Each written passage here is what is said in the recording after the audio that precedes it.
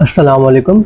मैं मिड के क्वेश्चंस करवा रहा हूँ, तो सॉल्व करते हैं मिड के क्वेश्चंस।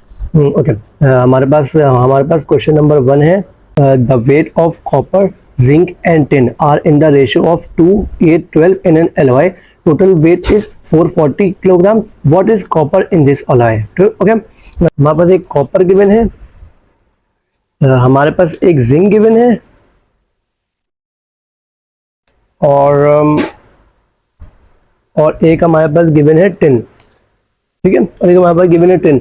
और तीनों के रेशियोज गिवन है, कॉपर का 2, जिंक का 8 और टिन का हमारे पास गिवन है 12। ठीक है, हमने सबसे पहले इनके रेशियोज लिख लिए। अब ये जो सवाल होते हैं ना, इनके सॉल्व करने के हमारे पास होते हैं दो मेथड्स होते हैं, सॉरी दो फॉर्मूलाज होते हैं। एक हमारे पास होता है total amount divided by the total ratio, और दूसरा हमारे पास जो उसका फॉर्मूला होता है वो हमारे पास होता है amount of substance divided by ratio of that substance. जिस सब्सटेंस का आपने अमाउंट लिया हुआ है उसी सब्सटेंस का आपने ले लिया रेशियो। तो ये हमारे पास दो फॉर्मूलाज होते हैं जो कि इस तरह के सवालों में हम यूज करते हैं। इस सवाल में आपके पास जो टोटल वेट है, आपके पास टोटल वेट गिवन है, और आपको एक स्पेसिफिक मतलब कॉपर का आपने निकालना है कि अमाउंट ऑफ सब्सटेंस आपके पास कॉपर की क्या है। तो हम ये वाला फॉर्मूला सबसे पहले यूज करेंगे। हम यहाँ पे टोटल अमाउंट रखेंगे, इस टोटल रेशियो टोटल करके इसके यहाँ पे टोटल रेशियो रखेंगे, उसको डिवाइड करके हम एक स्पेसिफिक अमाउंट निकाल लेंगे। फिर हम उसके बाद ये वाला फॉर्मूला उसके बाद हम क्या, हमारे पास जो स्पेसिफिक उसकी अमाउंट आएगी ना, हम उसको मल्टीप्लाई करेंगे 2 से। 2 से मल्टीप्लाई करेंगे तो कॉपर की हमारे पास अमाउंट आ जाएगी।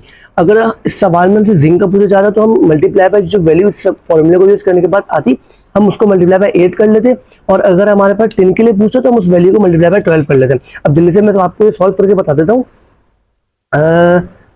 ओके, टोटल अमाउंट हमारे पास गिवन है 440, और 440 हमारे पास टोटल अमाउंट गिवन है इसकी, और टोटल रेशियो हमारे पास बनेगा ये 20 हो जाएगा और ये 22 हो जाएगा। 22 वन सा, और ये 22 टू सा, और ये आपका हो जाएगा 20 हो जाएगा। तो 440 डिवाइडेड बाय 22, ये हमारा 20 आ रहा है जवाब। ठीक है, तो हमारे पास एक स्पेसिफिक हमारे पास अमाउंट आ गई है 20, जिसको मैंने total amount of substance divided by total ratio से मैंने सॉल्व कर लिया, तो मेरे पास के जवाब आ गए 20। अब मुझे अगर कॉपर का निकालना है तो मैं क्या करूंगा, इस 20 को मल्टीप्लाई कर दूंगा 2 से, तो कॉपर का मेरा अमाउंट निकल गया 40 ग्राम। ठीक है, यहां पर आपका जवाब आ गया है। ठीक है, 40 ग्राम। अब देख लेते हैं ऑप्शन में हमारे पास कौन सा ऑप्शन है। ओके, ऑप्शन नंबर बी है आपका 40 ग्राम, जो कि करेक्ट है। ओके, अगर इसी सवाल में वो आपने जिंक का निकालने को कहता तो क्या करते, तो आप क्या करते, आपने जो अमाउंट निकाली ना 20, अब उसको मल्टीप्लाई करते 8 से, 8 से मल्टीप्लाई करते तो 8 टू 16, और ये 160 हो जाता है आपका। ठीक है, अब आपसे वो बोलता कि मुझे टिन का भी बताओ, तो टिन का आप कैसे बताते, टिन का तो आप क्या करते, 20 को आप मल्टीप्लाई करते 12 से, तो 12 टू सा 24, और 0 एज इट इज आ गया, तो आपके पास ये आ गया 240। अब आपसे किसी का भी पूछ लेते तो आप बता सकते थे इस मेथड के थ्रू। ओके, अब अगर आपने चेक करना है आपका आंसर सही आया नहीं आया, तो आप क्या करोगे, अब आप इन तीनों को ऐड कर लो, क्योंकि आपको पता है कि एक एलॉय जो बना है वो इन तीनों के रेशियोज को यूज करते ही बना हुआ है। तो आप जब इन तीनों को ऐड करोगे तो आपका आंसर तो सेम ही आएगा ना। तो आप ऐड कर दो 40 प्लस 8 प्लस 160 प्लस 240, तो आपको जवाब आ गया 440। मतलब टोटल मैंने जब इन तीनों का टोटल किया तो मेरे पास उसका टोटल आ गया 440, और मेरे पास इधर क्वेश्चन में भी टोटल 440 ही गिवन था। मींस मैंने ये जो निकाला है ये मैंने ठीक निकाला है। ओके, नेक्स्ट क्वेश्चन की तरफ मूव करते हैं। ओके, नेक्स्ट क्वेश्चन है हमारे पास, a book seller loss 30% on the cost by selling a book for $210, find the cost of the book. Okay, सबसे पहले हमें यहाँ पे इस क्वेश्चन में कहा जा रहा है कि लॉस हुआ 30% का, find the loss. Okay, a book seller loss, सबसे पहले डेटा में लिख लेते हैं लॉस कितना है 30% का। अब इसको फॉरेन में उसमें कन्वर्ट कर लेते हैं नॉर्मल में, तो 30 डिवाइडेड बाय 100 ये हो जाएगा आपका 0.3, क्योंकि 0 से 0 कटेगा और ये डेसिमल ऊपर जाके 0.3 ये हो जाएगा। अब जब भी लॉस होता है हम इसको 1 माइनस आंसर होता है, तो 0.3, तो ये 1 माइनस आपका हो जाएगा 0.3, तो ये आपका आ जाएगा 0.7। क्या हो गया? ये आपका हो गया 0.7 लॉस आपका। अब आपका लॉस हो गया कैलकुलेट, लॉस की आपके पास एक स्पेसिफिक वैल्यू आ गई है। अब आपके पास इधर दो चीजें होती हैं, दो चीजें क्या होती हैं आपके पास इधर कि, वेट अ सेकंड,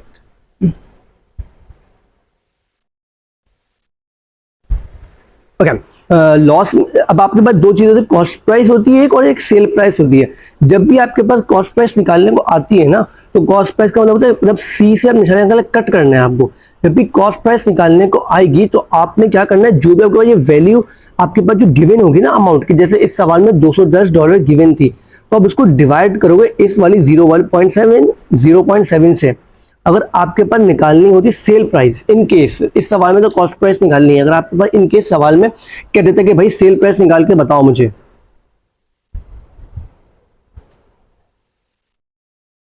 ओके, अब आपके पास सेल प्राइस निकालनी होती मुझे, और रुको थोड़ा सा गलती हो गई, अभी आप सिर्फ इतना समझो कि कॉस्ट प्राइस और सेल प्राइस, जब आपके पास कॉस्ट प्राइस कैलकुलेट करने को आएगी ना आपके पास, तो आप क्या करोगे, कट करोगे, मतलब कट से मतलब डिवाइड करोगे, 210 डिवाइडेड बाय 0.7, और जब सेल प्राइस निकालने की आएगी अब सिंपल मल्टीप्लाई करोगे, 210 को मल्टीप्लाई कर दोगे 0.7 से, तो आपकी आपके पास आपकी कॉस्ट प्राइस और आपके पास आपकी सेल प्राइस आ जाएगी।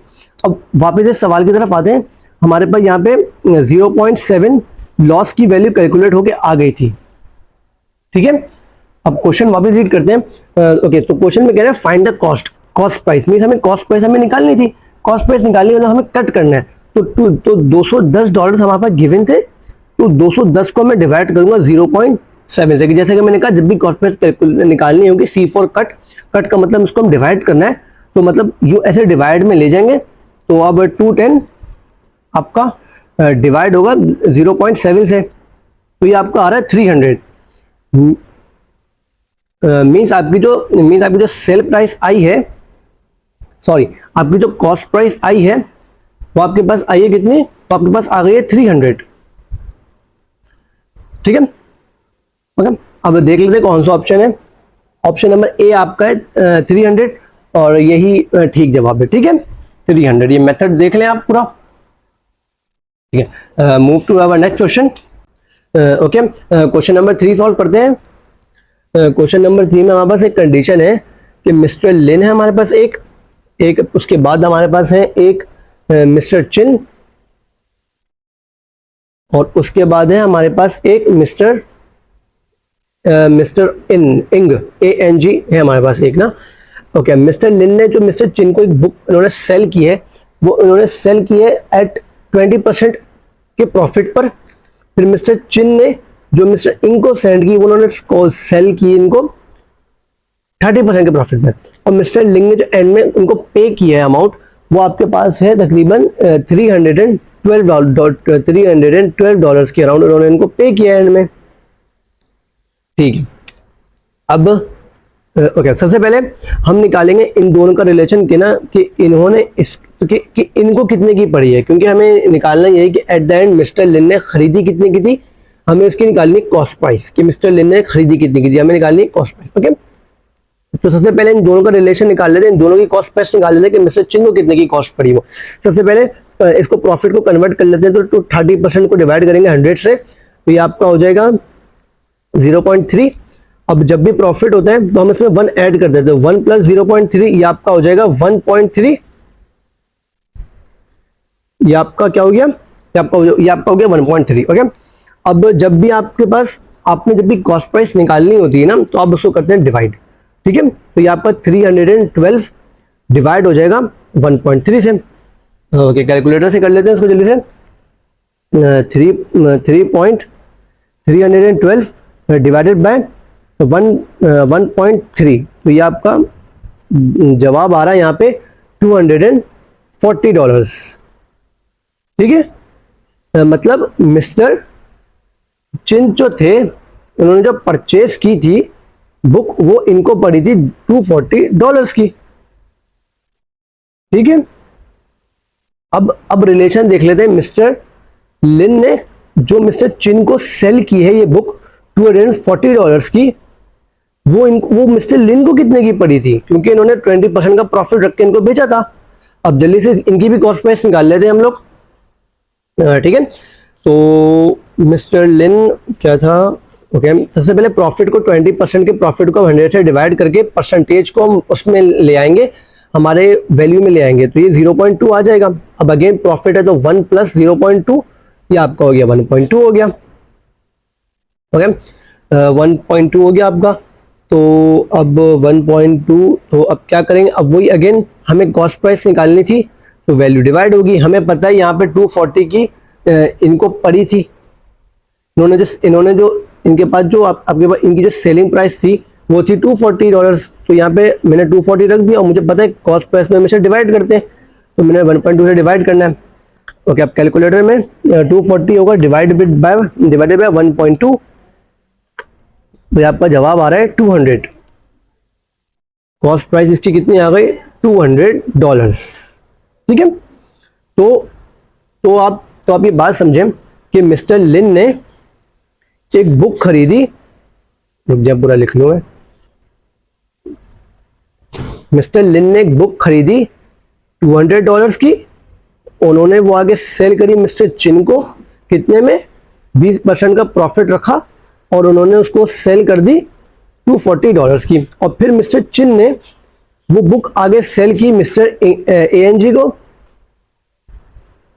उन्होंने रखा 30% प्रॉफिट, और इसके बाद जो इनकी कितने की इन्होंने बेची इनको, इनकी सेलिंग प्राइस क्या थी जो हमें गिवन थी, $312, ओके। अब हमें जो मेन निकालना था, हमें निकालना था मिस्टर लिन ने खरीदी कितनी की थी बुक ना बाजार से, तो हमारा वो $200 आ गया। अब ऑप्शन से चेक कर लेते हैं, ओके। तो हमारे पास है option number C, sorry option number E पे मार्क लगा हुआ है, मतलब ये ऑप्शन नंबर ई आपका $200 बिल्कुल ठीक है जवाब, ओके। अब क्वेश्चन नंबर, ये आपका क्वेश्चन नंबर 4 से देख लेते हैं। सबसे पहले सवाल कॉपी कर लेते हैं। हमें इसमें एक value of x for the equation, और हमें एक इक्वेशन गिवन है, हमें इसमें से सिंपल x की वैल्यू निकालनी है। ओके, सिंपल सवाल कॉपी कर लेता हूँ पहले मैं। 5x - 3 ब्रैकेट के अंदर 1 - 2x बराबर आएगा 4 under bracket 2x - 1। Okay, equation copy हो गया। हमें कह रहे हैं हमें x की वैल्यू निकालनी है, तो सिंपल ब्रैकेट खोलेंगे, 5x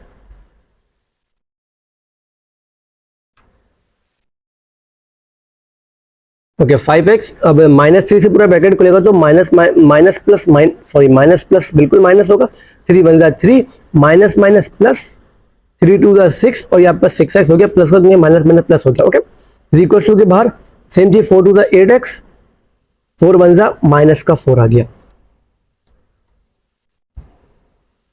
ओके, अब क्या कर लेते हैं, अब वैल्यूज अरेंज कर लेते हैं। x की जितनी भी वैल्यूज है उनको मैं इस हाथ पे ले जाता हूँ और -4 को उधर ले जाता हूँ, ठीक है। या मर्जी आपके, कुछ भी अरेंज अपने हिसाब से भी अरेंज कर सकते हैं। तो मैंने क्या किया, -4 को उधर ले गया तो ये +4 हो गया आपका, -3 यहीं पे रहेगा तो 8x, माइनस का ये प्लस का था उधर ले गया तो माइनस का हो गया, +5 उधर ले जाऊंगा तो ये आपका माइनस का 5x हो जाएगा। ओके, तो यहाँ पर आपका आ जाएगा +1 और यहाँ पे आपका हो जाएगा ये माइनस का 11 और ये आपका आएगा -11 और ये प्लस का 8, ये आपका आ जाएगा आई थिंक माइनस का 3x आ जाएगा। तो जो कैलकुलेटर में डाल लेता हूँ, 8 -6 -5, ये आपका आ रहा है माइनस का 3 आ रहा है यहाँ पर, ठीक है। माइनस का 3x आपका आ रहा है। अब 3 यहाँ में मल्टीप्लाई हो रहा है, वहाँ जाकर डिवाइड हो जाएगा तो ये आपका हो जाएगा 1/3। अब नीचे -3 तो ऊपर ले गया माइनस, तो ये आपका x = बराबर आ रहा है -1/3 के। अब ऑप्शन चेक कर लेते हैं कौन कौन से हैं इसमें, ठीक है। क्वेश्चन नंबर 4 का ऑप्शन नंबर ए, इसी पे यही मार्क लगा हुआ है, तो मीन ये इसका जवाब है, ठीक है। Okay, let's move to next question, question number 5। Okay, question number 5 हमसे कह रहा है, ओके, इफ ये अजीब का नाम निकाल छोड़ो, if Sushant sell her car at the loss of 6% on the cost, mean उसकी जो भी कॉस्ट है उस पर उसको 6% का लॉस हो गया है। What is her hailing what is his her selling price what she paid when she paid $18,000 for it. What is her selling price? Okay means हमें सेलिंग प्राइस निकालनी है इस सवाल में। क्वेश्चन नंबर 4 में, क्वेश्चन नंबर 4 में हमें what is her selling price means हमें इसमें इसकी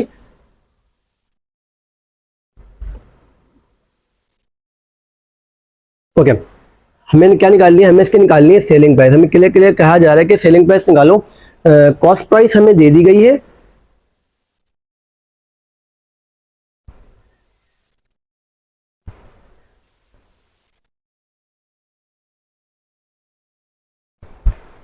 ओके कॉस्ट प्राइस आपके पास गिवन है $18,400 और आपको जो लॉस उन्होंने दिखाया है वो आपको दिखाया गया है 6% का।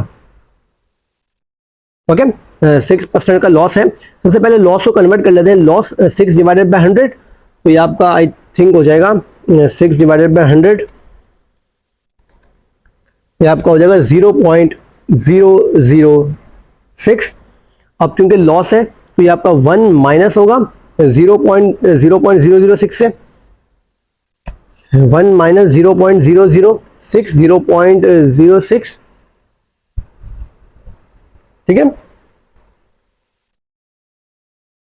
ओके 0.06 से, तो ये आपका इसका जवाब आ जाएगा 0.94। ये हमारा लॉस सॉल्व हो गया है। अब हमें सेलिंग प्राइस निकालनी है। मैंने कहा था जब भी हम सेलिंग प्राइस निकालते हैं ना हम करते हैं मल्टीप्लाई।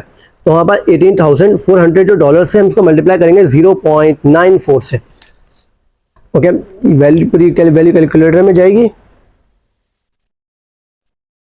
मल्टीप्लाई बाय $18,400, तो ये हमारा जवाब आ रहा है 296 डॉलर्स, ये हमारा आ गया इसका जवाब। ठीक है, अब ऑप्शंस मैच कर लेते हैं कौन सा सही है। इसका आपका ये देखें ऑप्शन नंबर सी बिल्कुल एक्यूरेट है, मीन्स आपका ऑप्शन नंबर सी बिल्कुल ठीक आ रहा है। ठीक है ओके अब इसका जो है क्वेश्चन नंबर 6 लिख लेते हैं। The value of expression. अब आपके अपनी बड़ी एक्सप्रेशन गिवन है और आपसे कह रहे हैं इज इक्वल टू। इस सवाल में सिंपल आप ये देखें इसकी पावर क्या है, इसकी पावर 0 है ना, तो आप नीचे सिंपल वो वाला आंसर ढूंढना जिसकी बात एक्सपोनेंट की वैल्यू हो 0। सिंपल ऑप्शन नंबर सी आप देखें उसमें आपको एक्सपोनेंट की वैल्यू क्या है 0 है ना, तो आपका यही जवाब हो जाएगा। ओके ऑप्शन सी आपका जवाब हो जाएगा। नेक्स्ट करते हैं डाउ question number 7। Dow lab has reduced their test charges for the month of Ramzan at 25% off. उन्होंने 25% ऑफ कर दिया है। The test charges of this before Ramzan, मतलब रमजान से पहले के जो थे वो इतने थे, मीन्स आपको कॉस्ट प्राइस दे दी इन्होंने यहाँ पे। In the month of Ramzan the charges for the same test will be equal to dash. Means आपसे इस सवाल में कहा जा रहा है कि रमजान के महीने में डाउ लैब आपकी जो है उन्होंने एक कोई स्पेसिफिक इनका टेस्ट था, उन्होंने आपको उस एक स्पेसिफिक टेस्ट पे 25% ऑफ दे दिया है। तो आपके पास जो पहले उसकी अमाउंट थी वो थी 1840 रुपये।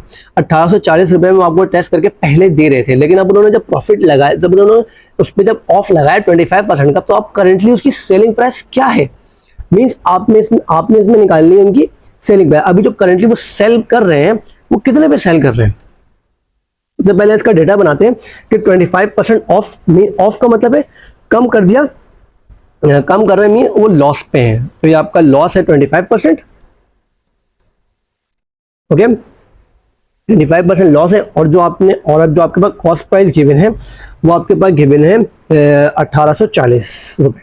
ओके सबसे पहले लॉस को कन्वर्ट कर लेते हैं, तो 25 डिवाइडेड बाय 100 ये आपका हो जाएगा आई थिंक 0.25। अब लॉस है तो 1 आपका इसमें माइनस होगा, तो आपका ये वैल्यू बनेगी 1 माइनस 0.25, ये आपके पास आ जाएगा 0.75, ये आपके पास आ गया 0.75। ओके तो अब मैंने आपको कहा था जब भी हम सेल प्राइस निकालते हैं तो हम करते हैं मल्टीप्लाई।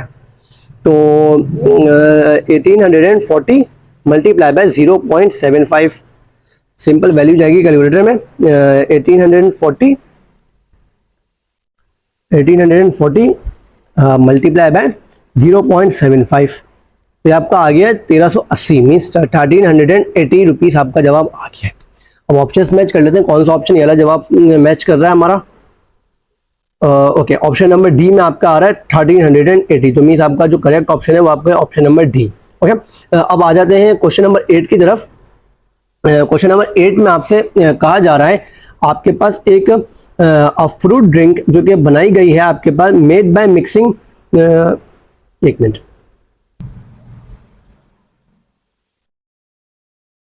ओके,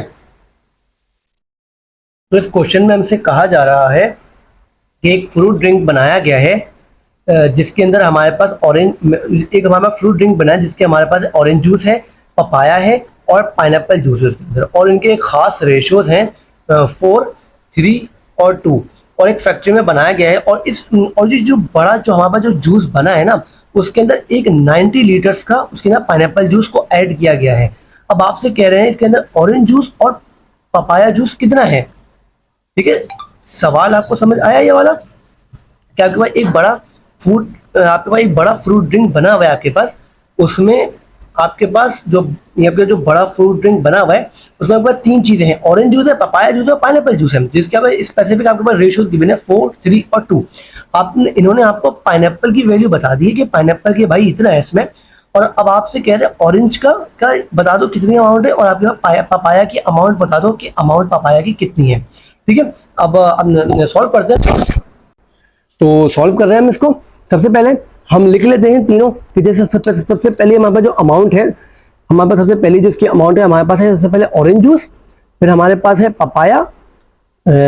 इसका सीक्वेंस जरूर ध्यान से रखिएगा, इसका सीक्वेंस जिस सीक्वेंस में दिया हुआ है सीक्वेंस में ही रखिएगा। तो इसका जो रेशियो है आपके पास, इसका 4 रेशियो है, इसका 3 रेशियो है, और इसका आपके पास है 2 रेशियो। ओके, और कह रहा है कि पाइनएप्पल जूस जो है उसका आपके पास 90 लीटर्स दे दिया है हमें, मतलब बता दिया कि 90 लीटर और इसका हमें निकालना है और इसका भी हमें निकालना है।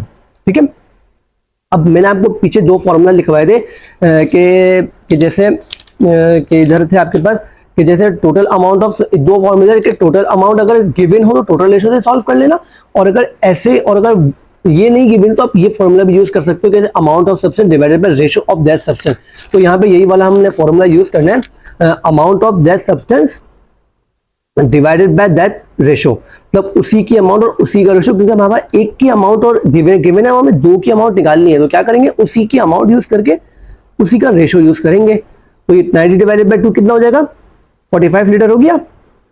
ये हमारे पास क्या आ गई, हमारे पास वो वैल्यू आ गई 45, हमारे ये वो वैल्यू आ गई जो कि पाइनएप्पल की इसके अंदर according to this ratio given है।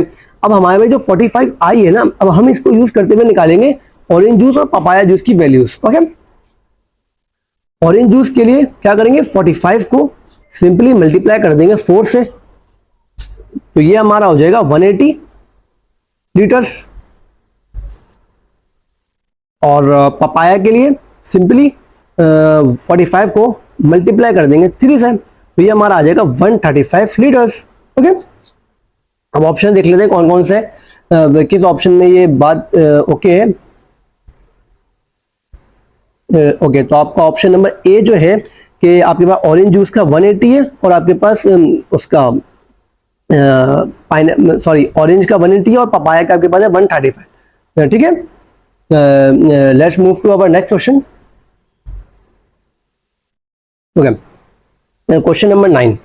क्वेश्चन नंबर 9 में आपको गिवन है the value of the expression, आपके पास एक पूरी एक्सप्रेशन गिवन है और कहा जा रहा है इज इक्वल्स टू दिस, मतलब और आपके पास ऑप्शन है। अब आप गौर से इस क्वेश्चन को देखो तो एंड में आपके इस क्वेश्चन में लगा हुआ है ये पूरी आपकी मल्टीप्लाई हो रही है 0 से। 0 से मल्टीप्लाई का होने का मतलब है कि ना ये पूरी वैल्यू एट द एंड आपकी 0 ही हो जानी है। अब इसके ऊपर बेशक पावर आपकी 50 हो कुछ भी हो, ये एट द एंड 0 ही होने दूंगे। 0 पे आप 1000 भी पावर लगा दो कि घूम फिर के जवाब 0 ही देना है, तो उसको पूरा सॉल्व करने नहीं बैठना था आपने सिर्फ एंड में ट्रिक ये लगानी कि देख लेना यहाँ पे 0 से मल्टीप्लाई हो रहा है। तो ऑप्शन सी में आपके पास भी 0 ही है, तो आपको ऑप्शन सी हो जाएगा बिल्कुल करेक्ट जवाब। ठीक है, ओके, नेक्स्ट क्वेश्चन की तरफ मूव करते हैं। Question number 10 if the average weight of a Penney is 6.25 gram, how much of 100 of those pennies cost. Means आपके पास जो एक पेनी है वो आपके पास है 6.25 ग्राम की, तो आपके पास 100 पेनीज की क्या अमाउंट बनेगी। ठीक है, ये आपके पास कंडीशन है। सॉल्व करते हैं इसको कि आपसे कहा जा रहा है कि आपके पास एक जगह आपके पास अमाउंट है उसकी, और एक जगह आपके पास उसकी कॉस्ट है। ठीक है, पहले आपके पास कह रहे सिर्फ एक अमाउंट है और आपके पास की कॉस्ट है 6.25 ग्राम है। अब आपसे कह दिया कि भाई यहाँ पे 100 है और इसकी कॉस्ट बता दो। ठीक है, क्लियर। अब आप, ये आपका प्रोपोर्शन वाला सवाल है। अब आप देखें ये 1 से 100 हो गया। अब एक की 6 है तो 100 की यकीनन 6 से तो ज्यादा ही आएगी ना वैल्यू, मतलब 6000 तक चली जाएगी, मतलब 6 से तो ज्यादा ही आएगी ना वैल्यू। तो मीन्स एक को बढ़ा रहे हैं तो दूसरी वैल्यू भी बढ़ रही है, तो ये वाली वैल्यू भी एक्स की जो वैल्यू आएगी इससे तो ज्यादा ही आएगी एटलीस्ट। ओके, तो ये आ रहा है डायरेक्ट प्रोपोर्शन, क्योंकि एक बढ़ाने से दूसरा भी बढ़ रहा है। ओके, तो जब भी डायरेक्ट प्रोपोर्शन का सवाल आता है हम सिंपल जैसा लिखा होता है एज इट इज हम यहाँ पे नीचे कॉपी कर देते हैं। तो हमारा 6.25 इंटू एक्स, अब क्रॉस मल्टीप्लाई कर लेंगे इसको, एक्स 1 सा और 6.25 मल्टीप्लाई बाय 100। ओके, तो ये आपका 100 है तो 2 दफा 0 आप आगे ले जाए, तो ये आपका हो जाएगा 625 ग्राम। अब देख लेते हैं कौन से ऑप्शन में ये वाला जवाब है आपका। ओके, तो ये आपका ऑप्शन नंबर बी है। ठीक है, अब देख लेते हैं question number 11। A gold chain is sold for $635 at gain of 27% on the cost price. What is its profit? Okay, हमें कहा जा रहा है कि एक गोल्ड चेन है उसको जो बेचा गया है, वो जो सेल हुई है आपकी, वो हुई है $635 पे, जिसके ऊपर हमने 27% का प्रॉफिट बना लिया है। और मतलब उसके ऊपर हमने 25% का प्रॉफिट हमने मिल गया जिस पे हमने खरीदी थी। अब हमें सिंपली बताना है इसका प्रॉफिट कितना है। आपके पास यहाँ पे सेलिंग प्राइस गिवन है, आपके पास प्रॉफिट गिवन है, आपने आप प्रॉफिट की परसेंटेज गिवन है, आपने सिंपल निकालना है कि इसका प्रॉफिट हुआ कितना है। तो वही मेथड होगा। आपके पास यहाँ पे सेलिंग प्राइस गिवन है कितनी, $635।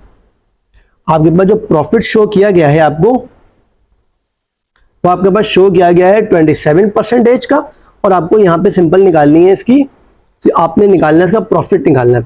अब प्रॉफिट आप डायरेक्ट नहीं निकाल सकते, आपको ना इसकी वो निकालनी पड़ेगी कॉस्ट प्राइस, और तो फिर आप कॉस्ट प्राइस को सेलिंग प्राइस से आप दोनों में से, मतलब बड़े को छोटे में से माइनस करेंगे तो आपको पता चल जाएगा कि ना इसकी क्या है, इसका प्रॉफिट कितना बना है। तो सबसे पहले प्रॉफिट को कन्वर्ट कर लेते हैं।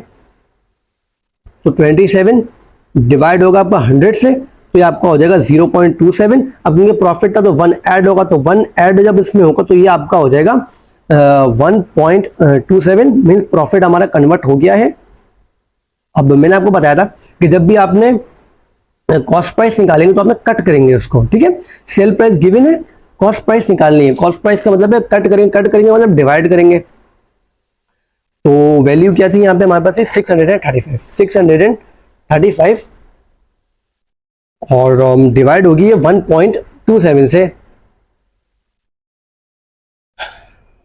6.35 डिवाइडेड बाय 1.27, तो ये आपका आ जाएगा 500।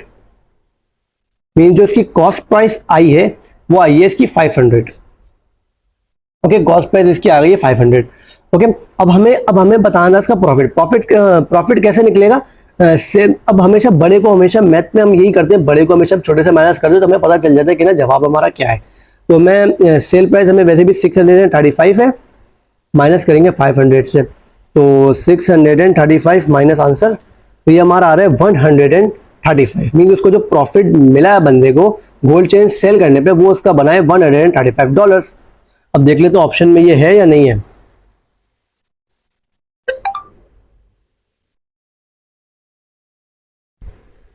ओके, इसमें गलत मार्क हुआ है। अब इसमें आपको 500 मार्क हुआ है। अब आप खुद सोचें, प्रैक्टिकली ये पॉसिबल ही नहीं है कि एक चेन है 635 की, सिर्फ आपका 27% का प्रॉफिट हुआ है, तो वो उसकी जो प्राइस है वो 500, मतलब 500 का प्रॉफिट उसमें बन ही नहीं सकता। प्रॉफिट बन सकता है तकरीबन 100 या 150 का अराउंड प्रॉफिट बनेगा, तो वो आपका 135 है जो कि मैंने आपको करवाया। ठीक है, 135 हो जाएगा। ठीक है, अब आ जाते हैं क्वेश्चन नंबर 12 की तरफ। क्वेश्चन नंबर 12 है इसका। Okay, in 1997 a salesman was paid with a basic salary of 33,000. At the end of the year he was also paid a bonus of 1.7 of the value of his sale that he made during the year. तो dash of the value of his sale was, मतलब means उसकी जो cell है उसके ऊपर उसको bonus दिया गया है 1.5%। उसकी जो सेल है वो है 1,96,000। अब क्या है, कहा जा रहा है उसकी टोटल इनकम कितनी बनी बेसिक सैलरी और बोनस को मिला के, जो कि उसको साल मिली है। ओके, अब इस सवाल में कहा यह जा रहा है कि आपके पास जो एक सेलमैन है उसकी बेसिक सैलरी है, उसकी बेसिक सैलरी कितनी 33,000 उसकी बेसिक सैलरी है। ठीक है। अब मंथ के एंड में बॉस ने सोचा कि भाई अब इसको बोनस देना चाहिए मुझे ना। कितना बोनस देना चाहिए, हम उसको दे रहे हैं 1.5%, 1.5% हम उसको दे रहे हैं बोनस। किस चीज का बोनस दे रहे हैं, जो उसने सेल हमें करके दी है। अब उसने सेल बॉस को कितनी करके दी है, अब उसने सेल आपको करके दी है 1,96,000 की सेल करके दी है। मीन उसमें 3% का इसकी सैलरी में ऐड होना है।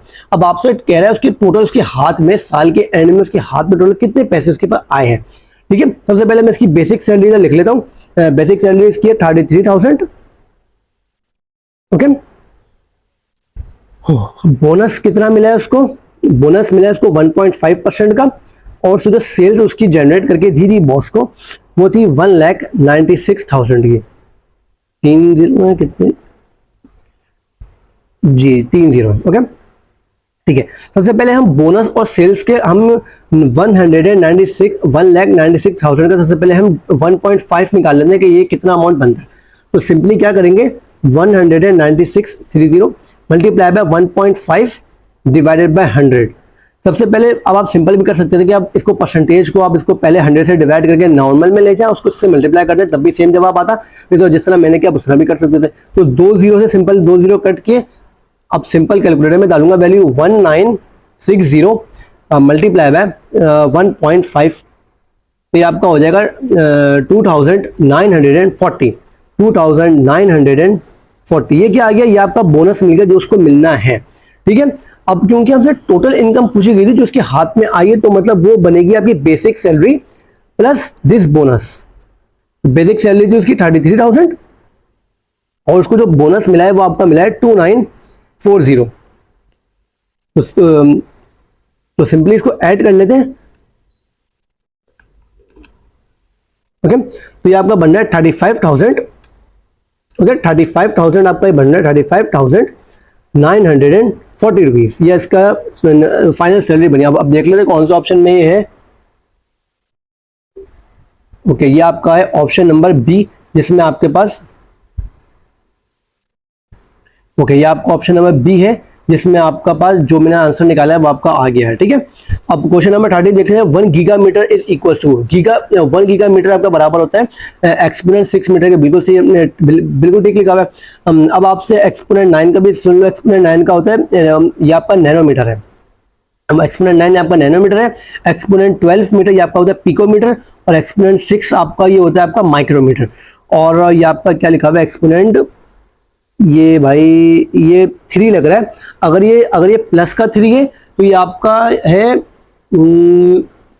ये आपका मेरे ख्याल से है मिलीमीटर है शायद। हाँ, मिलीमीटर है, क्योंकि आप अगर ये -3 हो तो शायद ये आपका ये कंफर्म कर लेना। ये 3 का मुझे तो जहाँ तक है ये मिलीमीटर लग रहा है, जहाँ तक है ना मुझे। ठीक है, अब करेक्ट जवाब जो गीगामीटर का है वो आपका है एक्सपोनेंट 6 मीटर। ठीक है, अब आपका है क्वेश्चन नंबर 15। क्वेश्चन नंबर 15 आपका है कि 150 मीटर इस के 150 ml कितने लीटर्स के बराबर होता है। ये सवाल पेपर में नहीं आएगा, ये सवाल छोड़ो। अब आपके पास अगला क्वेश्चन नंबर 16 है आपका कि the value of the expression is equal to dash. अब आप देखें आपके पास अगेन ये जो आपके पास सवाल आया है उसमें आप इसकी देखिए पावर क्या है। पावर है इसकी 0। तो ये जो पूरी टर्म है एट द एंड पावर 0 में आएगी, और जिसकी भी पावर 0 होती है वो बराबर आता है आपके 1 के।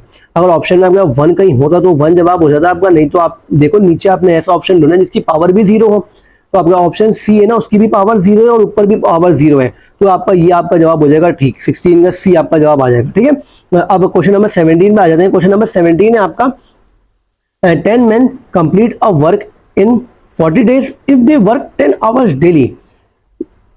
Okay, if they work, अब आगे बढ़ते हैं, if they work 16 hours daily, when they will complete the work at the all the men at the work are the same. आपसे कहा जा रहा है कि 10 बंदे मिलकर कोई काम कर रहे थे और उन्होंने 40 दिन काम करा है एक, और 40 दिन में उन्होंने वो काम खत्म कर दिया और हर दिन उन्होंने काम किया था 8 घंटे। ठीक है, उन्होंने 40 दिन में काम खत्म किया और 8 घंटे उन्होंने रोज काम किया था।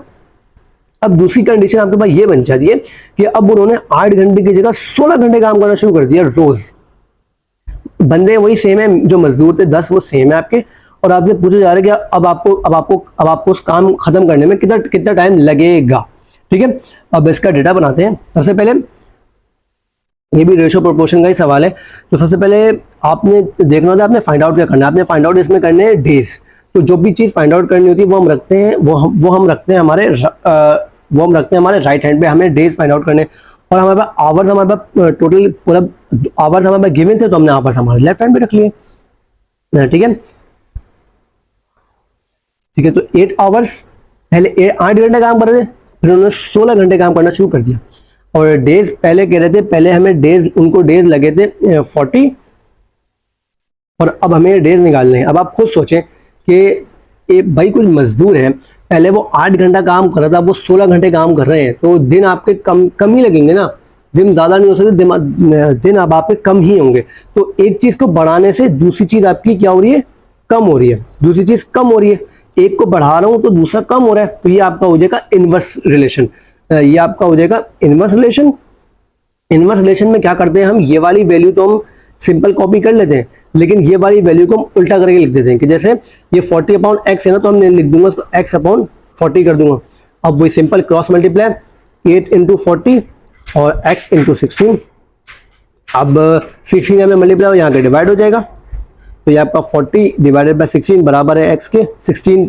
8 1 8, 8 2 16, 2 1 2, 2 20 40, तो ये x आपका बराबर आ गया 20 के। ओके, मीन्स जो काम पहले 40 दिन में खत्म हो रहा था वो अब 20 दिन में खत्म हो जाएगा आपका। अब ऑप्शन मैच कर लेते हैं, तो ये आपका ऑप्शन नंबर डी है आपका 20 डेज। ओके, अब एक और पेपर है हमारे पास मिड टर्म का। ओके, ये रहा पेपर।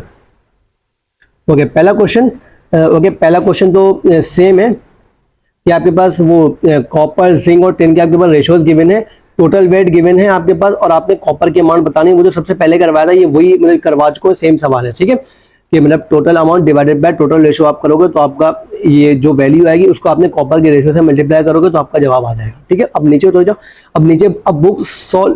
अब बुक सेलर लॉस, ये भी सवाल करवा दिया आपको। मिस्टर लिन, ये वाला सवाल भी करवा दिया है। The value of x for the equation, ये वाला सवाल भी आपको मैंने, रुक जाओ जी ये भी करवा दिया। इसका जवाब आपका आया था -1/3।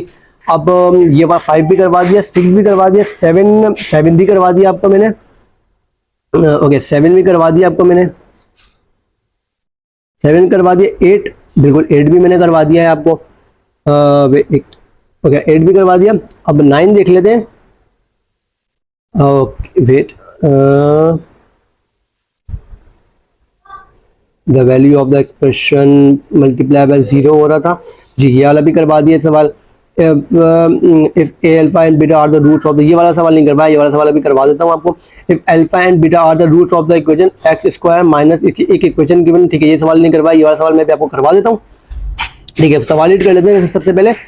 If alpha and beta are the roots of the equation x² minus 4x + 2 जो कि 0 के बराबर है, what will be the equation whose roots are 2 alpha and 2 beta. Means इसका सवाल में आपसे ये कहा जा रहा है कि आपके पास, कि आपने सबसे पहले रूट्स आपके, हम कहते हैं आंसर को, तो अल्फा और बीटा आपका, जब आपने ये वाली इक्वेशन आपने जब सॉल्व की तो आपका आंसर आया अल्फा और बीटा। अब आपसे कह रहे हैं कि भाई जो आपके पास रूट्स है ना 2 अल्फा और 2 बीटा, अब आप इनको यूज करो और आप मुझे नई इक्वेशन बना के दे दो। ठीक है, मुझे नई इक्वेशन आप बना के दे दो। तो ठीक है, इसका सबसे पहले डेटा बनाते हैं। सबसे पहले हम लिखते हैं हमें गिवन क्या क्या है। सबसे पहले हमें गिवन है रूट्स, हमें गिवन है अल्फा और बीटा, और इस अल्फा और बीटा से हमें जो इक्वेशन मिली है वो हमें मिली है, क्या मिली है, x² -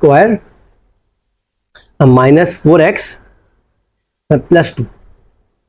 बिल्कुल सही, ये हमें इसकी इक्वेशन मिली है। और अब हमसे कह रहे हैं कि आपके पास जो है, ये आपके पास 2 अल्फा और 2 बीटा हो गया। अब आप इसकी इक्वेशन बता दो, ठीक है। सही है। तो जब भी हमारे पास ऐसे रूट से हमें जाना होता है इक्वेशन की तरफ, तो हम एक फॉर्मूला यूज करते हैं, x square minus S O R sum of the roots into x plus product of roots. हम ये फॉर्मूला यूज करते हैं।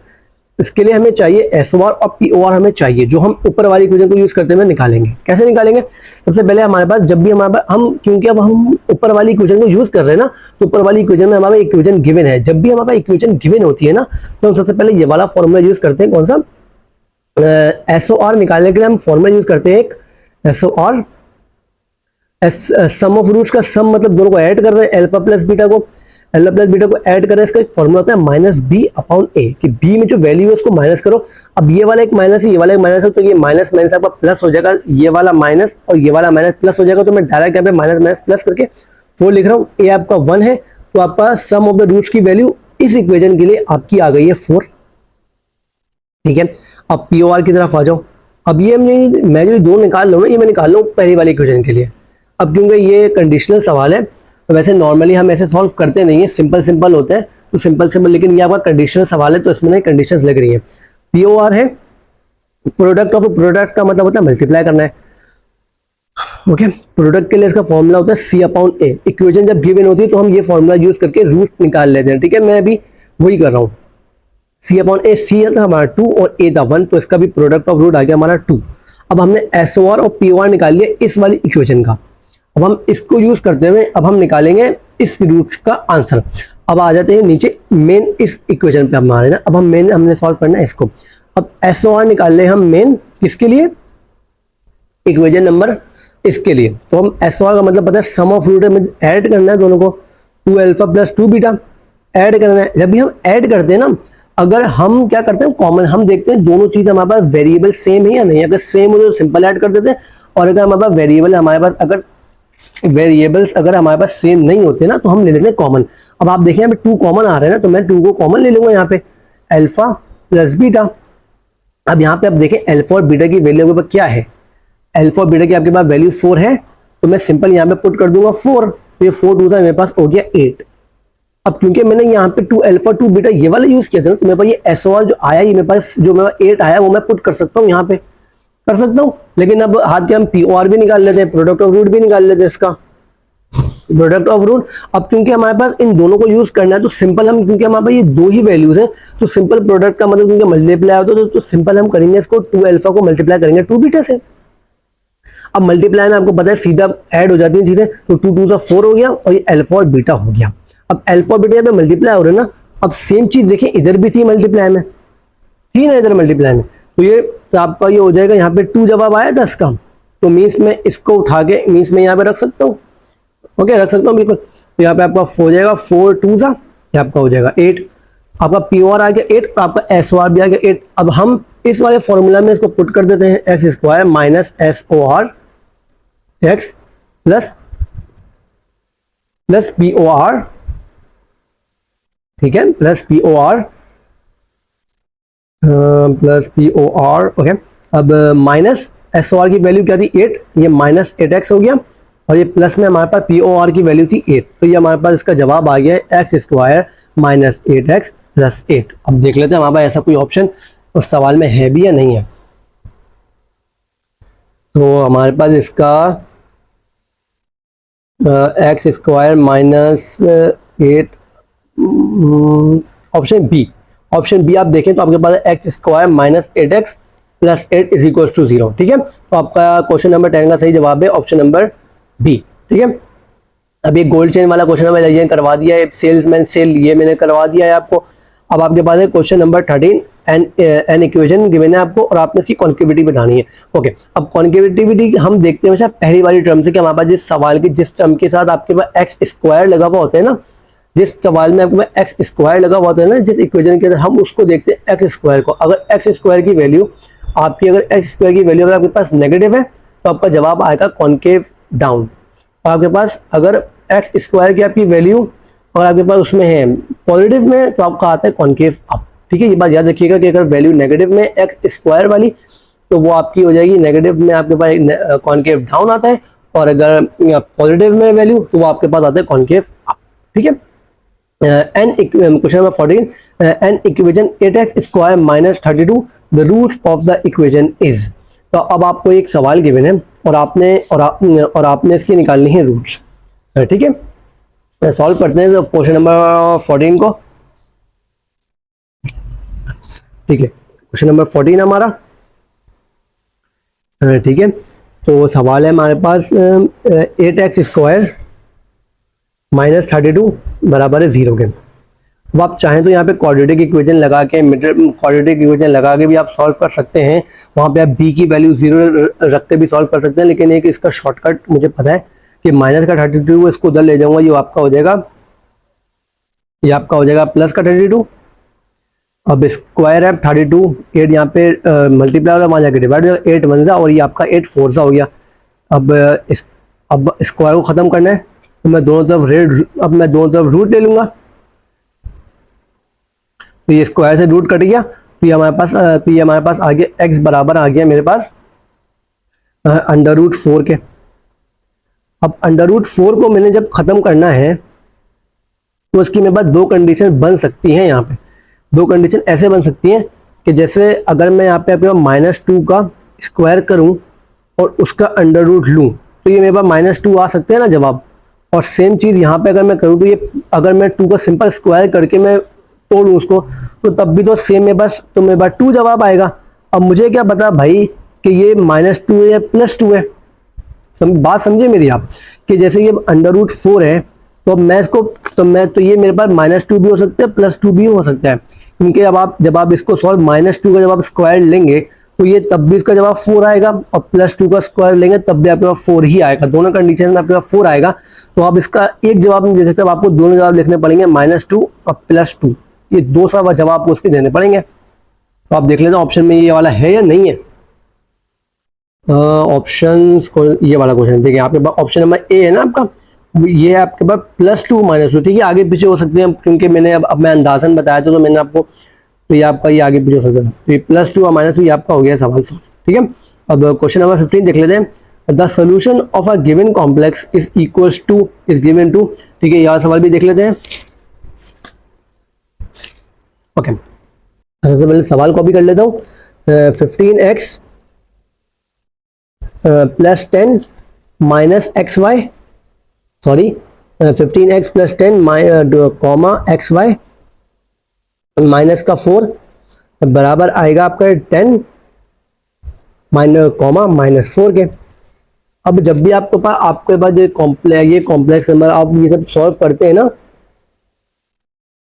तो कौन सा नंबर है 15। ओके, अब जब भी ये सॉल्व करते हैं ना ऐसे क्वेश्चन, तो आप हमेशा रियल पार्ट से सॉल्व करते हैं और कॉम्प्लेक्स पार्ट से सॉल्व करते हैं हम। अब ये बात आपको पता ही होगी कि पहला पार्ट जो इसका होता है वो हमेशा आपका कॉम्प्लेक्स होता है, सॉरी पहला पार्ट इसका हमेशा रियल होता है और दूसरा पार्ट इसका हमेशा कॉम्प्लेक्स होता है, क्योंकि बीच में जब कॉमा लगने का मतलब ये होता है कि भाई ये कॉम्प्लेक्स नंबर का क्वेश्चन है। तो ठीक है, पहले वाले क्वेश्चन को पहले वाले के साथ, दूसरे वाले को दूसरे वाले के साथ सॉल्व कर लेंगे, रियल को रियल के साथ, कॉम्प्लेक्स को कॉम्प्लेक्स के साथ। ठीक है, 15x + 10 बराबर आ जाएगा आपके 10 के। अब मैं लाइन लगा देता हूँ, दूसरी क्वेश्चन भी सामने ही सॉल्व कर लेता हूँ। xy -4 बराबर आ जाएगा आपके पास -4 के।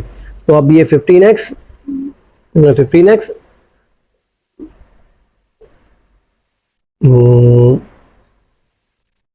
ठीक है 15x, अब 10 यहाँ पे प्लस होता वहां जाके माइनस हो जाएगा, तो आपका पास ये हो जाएगा 0।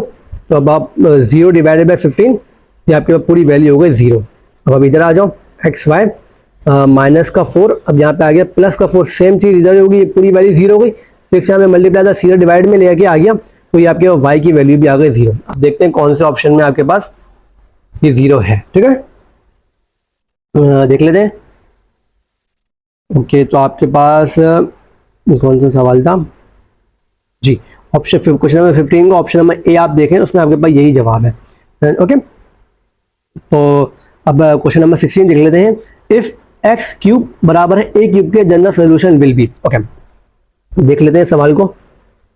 क्वेश्चन नंबर कौन सा है, 16 क्वेश्चन है। ओके, तो आपका ये आपके पास है x³ और ए क्यूब के बराबर है, तो कह रहे हैं इसका सोल्यूशन क्या बनेगा। अब आप इसको याद कर लें, जब भी आपके पास पेपर में क्यूब ऐसे सवाल आए ना, तो आपने क्या करना है, याद कर लो उसको कि ना कि अब आपने इस वाली वैल्यू को देखना है कि इस वाली यहाँ पे वैल्यू क्या लिखी हुई है।